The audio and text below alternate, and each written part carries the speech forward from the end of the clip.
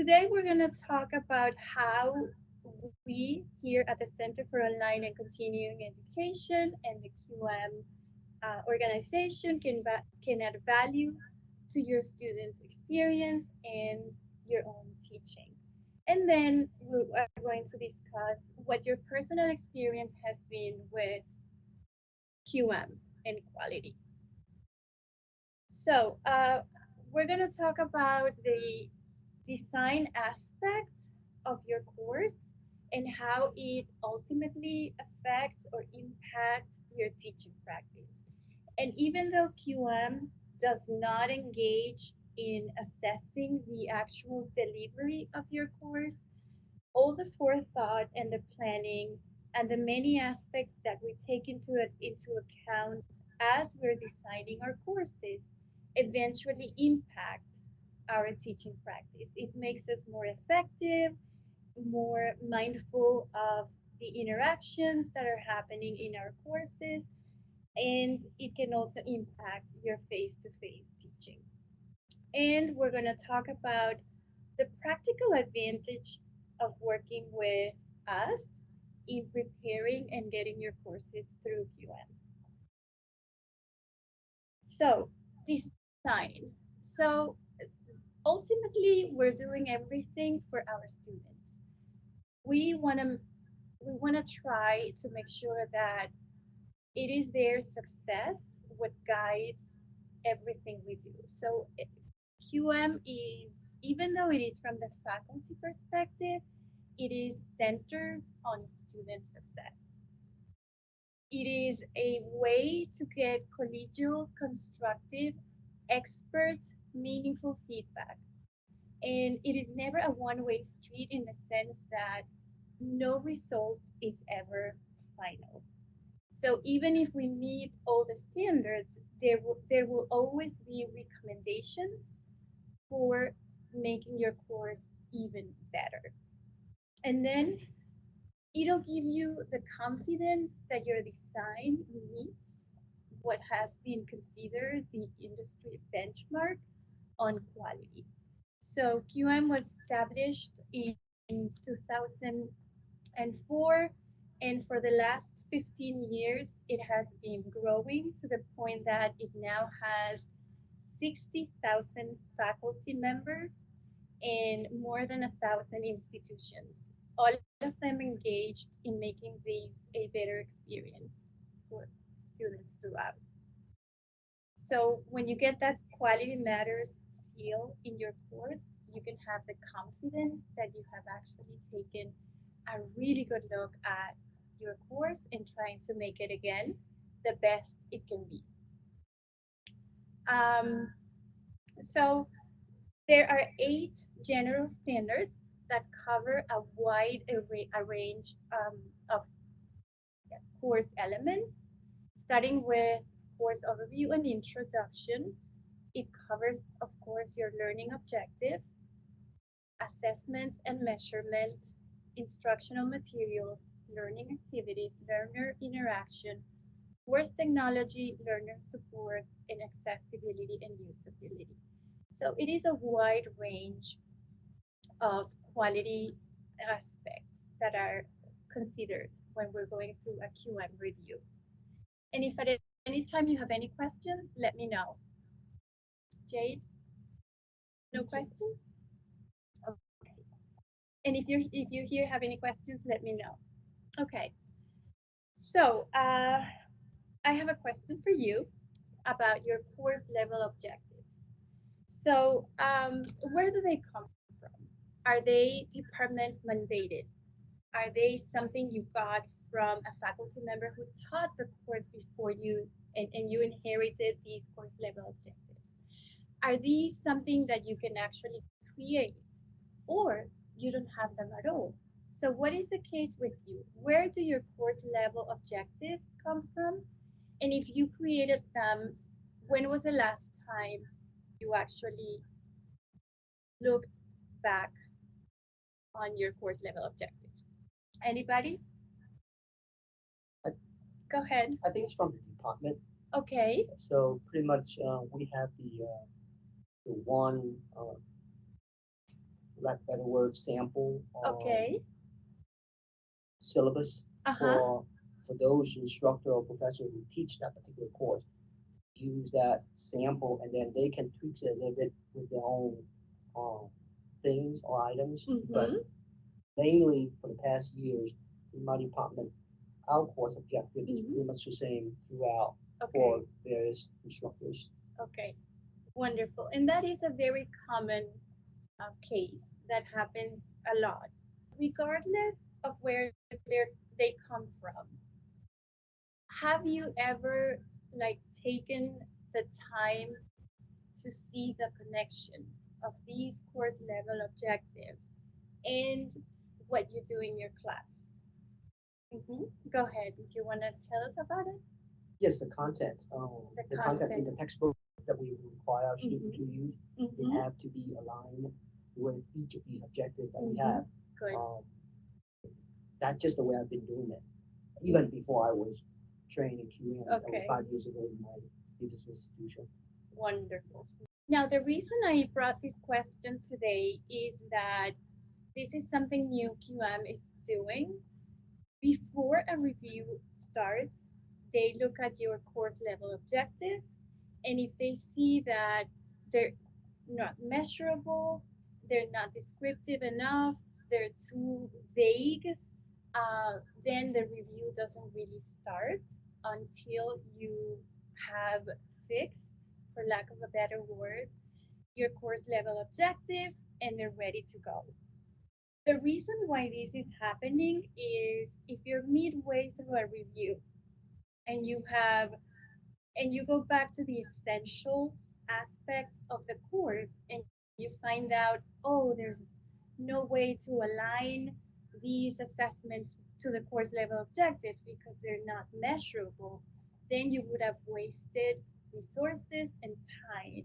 So the new practice with QM is nothing starts until your course level objectives are solid.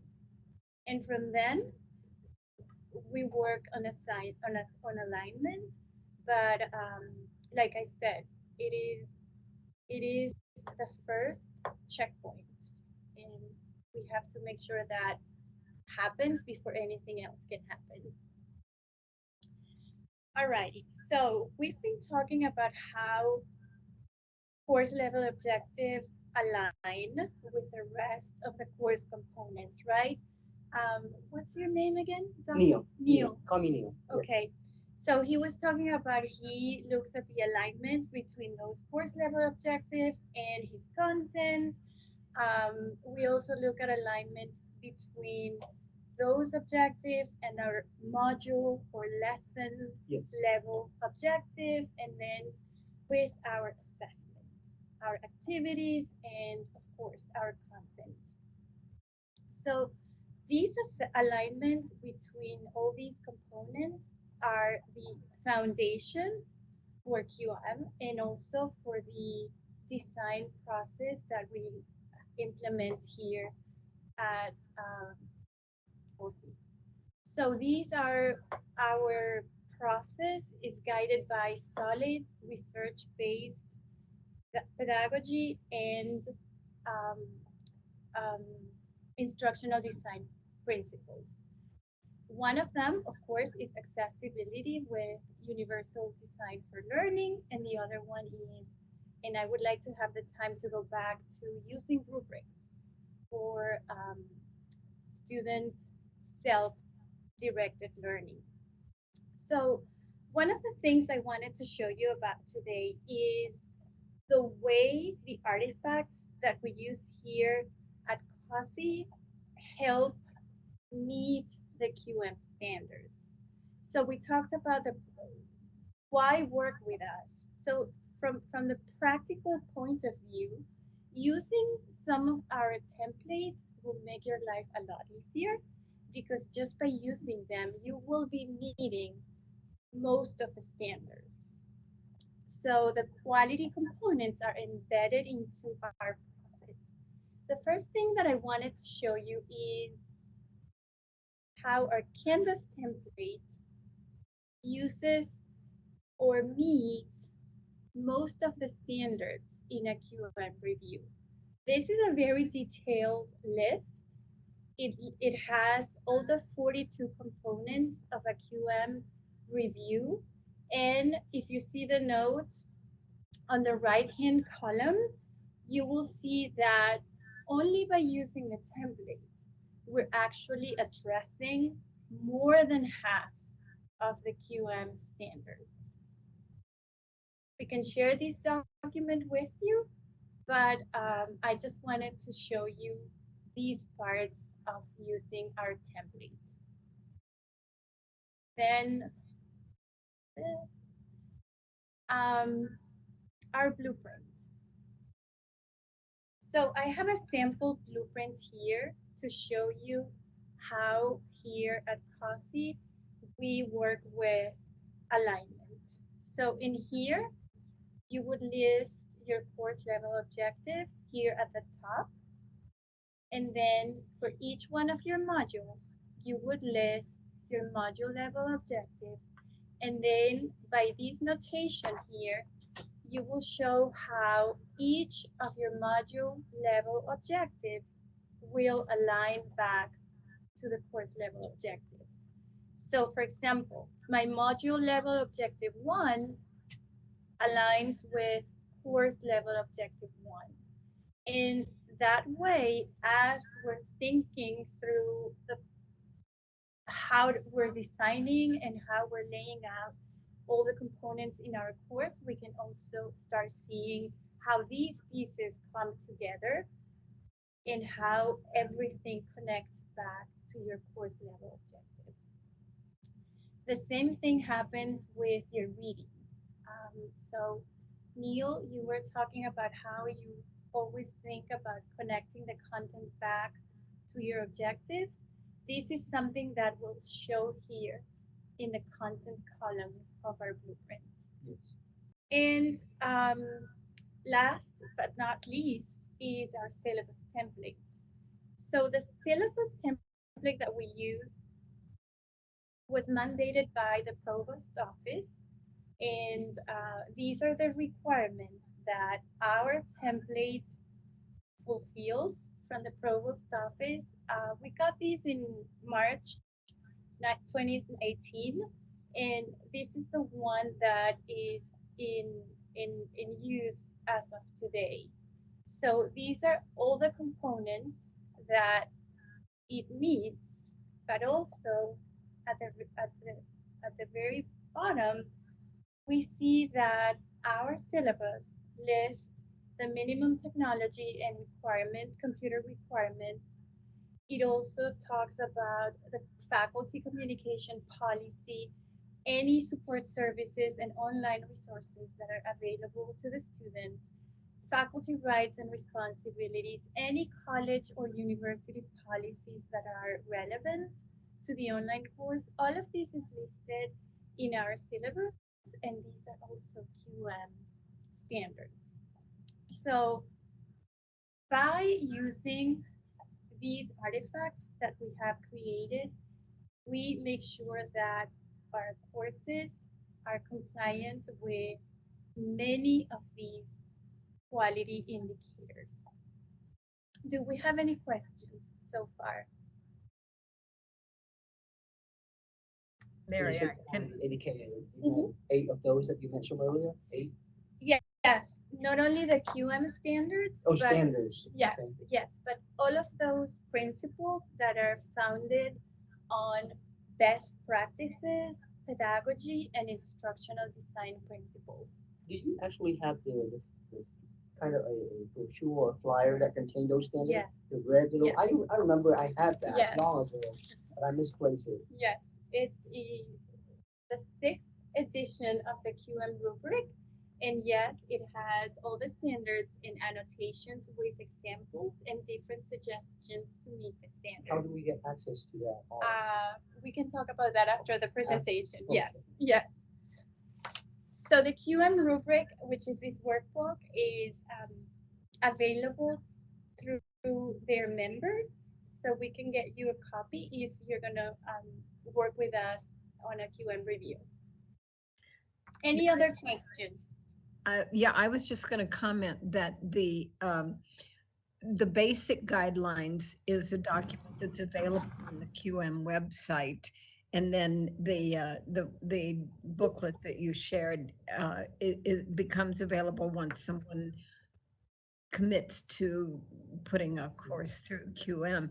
And Mhm. I appreciate you sharing those documents and showing how readily everything that we work through with the faculty provides way more than half of those Mhm. standards already met. Mhm. So that Yes, that gives us a really good head start.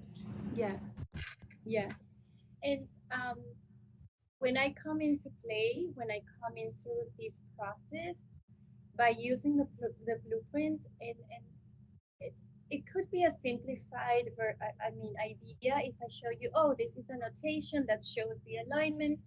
But really what happens when we're working with our faculty members and looking through the alignments in the course is this back and forth, and this process of really reading your prompts, going back all the way even into your questions in your quizzes, and seeing that everything aligns. So this process of creating a blueprint is much more than it really shows on a quick presentation like today. Um, but definitely is the pre-review that happens before the course is sent through QM. And this is where I spend most of my time providing guidance on that basic alignment aspect of the course. I like to think about what we offer as value added for our faculty members as concierge services. So, working through our process and with our team, we can create new media. So, this is what we call the media refresh. We help you with copyright compliance, which QM calls academic integrity.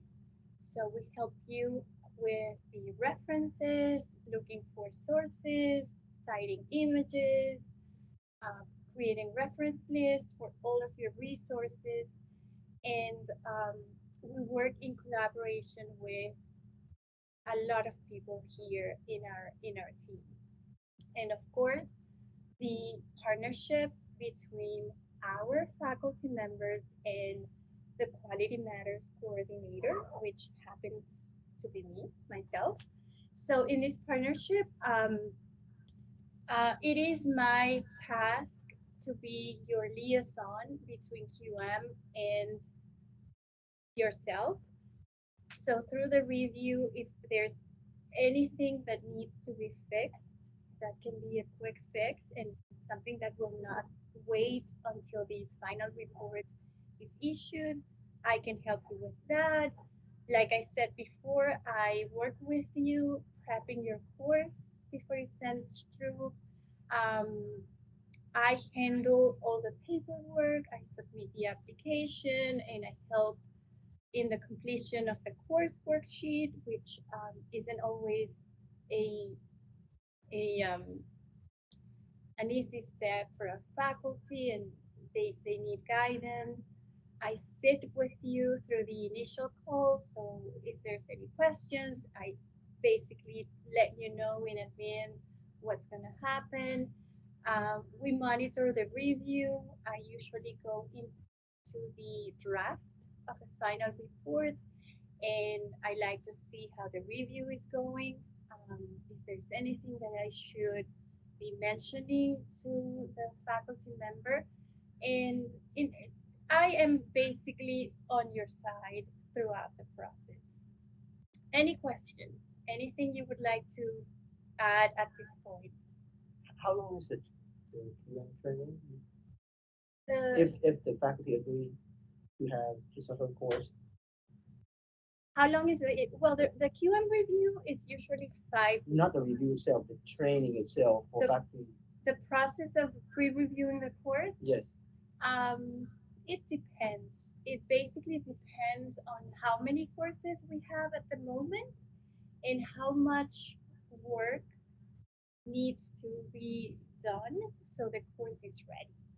Usually, if the course has been touched by us in any form through our course design process or our course update, it is usually in better shape than something that the instructor has created on his or her own.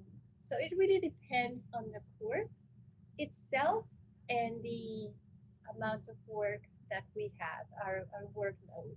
Besides that, I'm sorry, just one Yes. more. Besides that, after today's session, will there be any formal training for faculty members on QM? Because I remember we had that at my previous institution, and it's at least like a number of weeks Yes. before we can actually sit down with a person like Yes. yourself Yes. and then help us with the actual QM process of that particular Yes. course. So my question is, how long is that training that I'm That referring training. to? So that's working with the QM rubric, and that's the basic training QM offers. I would have to look into that. I know it's several modules, um, and it's instructor led, and then there's the QM peer reviewer training. So there's two different ones. I can show you after this presentation. But that would be directly with QM. I see. So Yeah. that's going to be online, Yes. so synchronous kind of thing, and not Yes. face to face. They have it face to face, but you would have to find who's actually providing the training Okay. on behalf of QM. Thank you. But it's usually online. I took it online a few years ago. Mhm. Thank you. So I started working with QM about 2.5 years ago, and at first it was this mysterious thing that happens out there, and through my work, um, these 2.5 years, I have made it my very own to help our faculty navigate the process. So anything I can do to make this process more straightforward, smoother, I'm here for that. So thank you for that, Nancy. Mary? All right. Yes. Yes. Mary? I can tell you that the answer to the length of time for the workshop Mhm. applying the Quality Matters rubric, I just looked it up for you. It's two Thank weeks you. and it's approximately 8 to 9 hours per week. Okay. Yeah, thank you. Okay. All You're right. welcome. So between 16, between 16 to 20 hours. Okay. Alrighty, and I remember there were discussion boards, and you actually had to go into a course and review the course and provide evidence that it meets or doesn't meet the standards. Yeah, it's a very thorough course. Okay, so that was mostly from our internal process. I would like to talk a little bit about what QM offers in the sense of all of these curated resources that they make available. And one of them is the rubric. And yes, there is publicly available this document that has a summarized version of the standards without any of the descriptions and annotations. So QM has developed these 42 standards that address quality in an online or hybrid course. 23 of the standards are essential standards, so that means they need to be met for the course to pass. Then there's 12 that they put very important, which are 2 points. And then the important standards, these are 7. So they have made the quality aspect of a course design understandable and manageable for people who are not necessarily experts. They also have the reviewers, peer reviewers, and the master reviewers, who are usually the chairs on your review. And the feedback they provide is just phenomenal. I every time we finish a review, I learn something from it. and the faculty that works with me also learns a ton. And there's unexpected things and tips and advice and ways to make it different or to address things in a different way. So there's so much to be gained from these reviewers, so much to be learned. The review process in itself is wonderful in the sense that it is non-threatening. There's no judgment. It's always geared towards making your course better.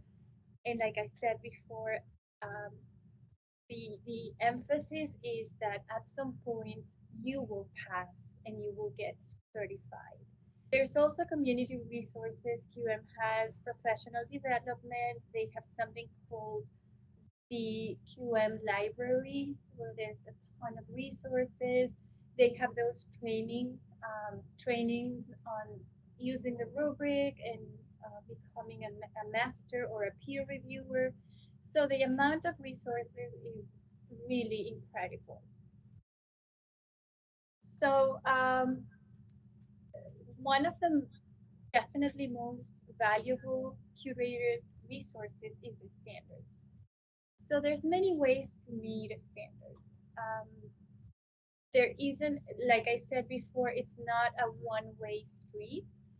And there's, if you're not meeting the standard in one way and you have your own approach to it, you can make that actually known to your reviewers and they will provide suggestions. You will get input from the whole community. Um, the rubric that we're using now came out in 20 end of 2017. So the process itself is updated regularly. It's supported on solid research and best practices. And finally, the examples and the annotations we get in the rubric really make this click for people who may not be experts. And I have found that in my work with faculty, the the the way I see my work is as a translator. In many cases, faculty will come to me and they will say, Maria, I don't understand. What is it? What is it they want? And then by using the annotations and by using samples from other reviews, I'm able to translate or make it put it in a way that our faculty member really understands. And not only that, but they wanna follow the indications. So these partnership between the faculty taking the course through QM, our department and QM is really because there is a culture of continuous improvement and quality. We have made quality a habit, and there are resources, artifacts, and processes in place so that these can actually be something attainable at any point for any of our faculty members. So, uh, quality for QM is defined as better than good enough, therefore the 85% benchmark. That means that out of the 100 points that you need to get, you need to at least have 85 points. So all of those essential standards add up to 60 something points. I wrote it down somewhere. So the essential standards are 23 and they are 3 points each. So that's 69 points. By meeting all the essential standards, you're almost there. But you need to get the rest of the points to at least 85. And then you have your 12 very important 2 pointers. So that's another 24. And by meeting all of those, you are over the 85 mark. And then you have the 7 1 pointers, and you can get your 100%. We have had many courses that actually get 100%, 100 points on the first attempt. And but that's not really important. What really really matters here is that progress is what we want. We're not looking for perfection, we're looking for continuous improvement. Alrighty, so I have another example that I wanted to share with everybody today. So, copyright, academic integrity. As you can see, for example, on that slide, these materials are actually taken directly from QM. I'm using them with permission. I contacted them and they gave me written permission to do that. And I was very specific in telling QM where and when I was going to use the resources. So I sent them a copy of the PowerPoint and I said in slides 13, 15, and 19, I'm going to be using your stuff. And they gave me written permission. At first, the first time I did it, they gave me permission for that one day, but because of the relationship we now have with them, they have given me a general permission. So they basically say you can use these anytime you have this presentation, no limitation. So I wanted to talk about that because anytime we include anything in our courses, so for QM, I mean, as per QM, we should actually show permission. And they not only an attribution, but the permission to use that resource. And this is another presentation that we have done before on standard 4.3, which is the one that deals with academic integrity. If you have any questions, please feel free to contact us at any time. So the QM review process starts with the course. Once the course has been taught once or twice, because every time we teach, we tweak the course. So they want to make sure the course has been, proven already with the students. And then the course review starts, taking into account those standards, research, best practices, and then we get feedback from the reviewers. If the course doesn't pass, if it doesn't meet the standard on the first attempt, then we come in and from the feedback, we tweak the course as recommended, and then the course goes back and it is finally certified. So here's a timeline of the actual QM review. So the first 2 weeks, once you submit the application, is the paperwork. They select the members of your review team. They let you know who these members are. We provide access to the Canvas shell, and then the pre-review conference call happens. In this call, you basically meet your review team. You share a little bit of your teaching experience, your teaching philosophy. You talk a little bit about your course, and they ask you that first question: is there something you want us to look at? Is there something that you would like feedback on? Any specific aspect of your course that you want us to concentrate on? So after that, the actual review starts. It lasts 3 weeks. If on the first attempt you get your course certified, it ends there. If it doesn't meet any of the essential standards, or if you don't get the number of points you need, it comes back to you with amendments. There is an amendment report. And like before, I will be there to help you rework the course so any of the unmet standards are finally met. Any questions? Any comments? Yes. After um, after the course is QM certified, I'm assuming the copyrights of that particular QM certified course belongs to the faculty member, or am I wrong? What do you mean the copyright? Meaning that if other instructors or professors who are teaching the Mhm. the similar course Mhm. want to use the QM version of the course, Mhm. then they need permission from that particular faculty member. Absolutely. Absolutely. The certification is to the faculty, is issued to the faculty member for that specific course. So And to be and take that a little bit further, for that second instructor who's trying to teach the QM certified course, mhm. will he or she have to be QM certified first, or he or she be able to teach that? So that is a different process because if Okay. you have a master course, Yes. each of the instructors will have to be certified to teach that Got you. course. Okay. Yes. Thank you. Yes. So Nancy, who went through the experience with us, already shared her feedback. I would also, if we have anybody else in the audience who has been or is going through the QM process, what is the value that the experience provided as you went through with us? Is there anything you would like to share with us? Mary, I'm going to step in here and make a comment. Okay.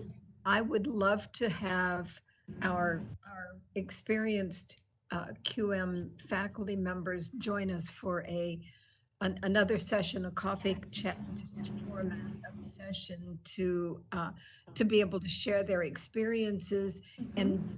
and hopefully make it an easier process for other people wanting to join in. Mhm. I think that's a terrific idea. I would really like that. Mary, I can add. Go ahead.